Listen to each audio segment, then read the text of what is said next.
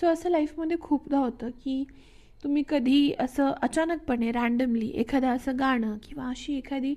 शायरी असं तुम्हाला ऐकायला येतं, जेणेकरून तुमचे जे पास्ट ट्रॉमाज असतात, एखादं असं दुःख जे तुम्ही कायम लपवलेलं असतं स्वतःपासूनसुद्धा,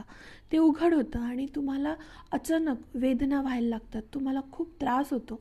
आणि यू फील लाईक बापरे मला किती दुःख आहे.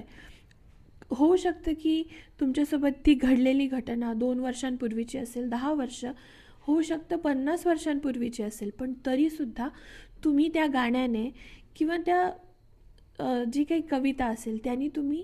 त्या पेनसोबत कनेक्ट करता आणि तुम्हाला ते सगळा जो त्रास त्यावेळेला झालेला असतो तो पुन्हा व्हायला लागतो. तर असं का होतं?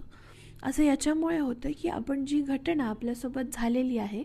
ती आपण एक्सेप्ट करत नाही, बिकॉज वी फील की हिला इग्नोर केली तर कदाचित आपल्याला त्रास नाही होणार आणि दिस इज द सोल्युशन. बट आपण हे विसरून जातो की खूपदा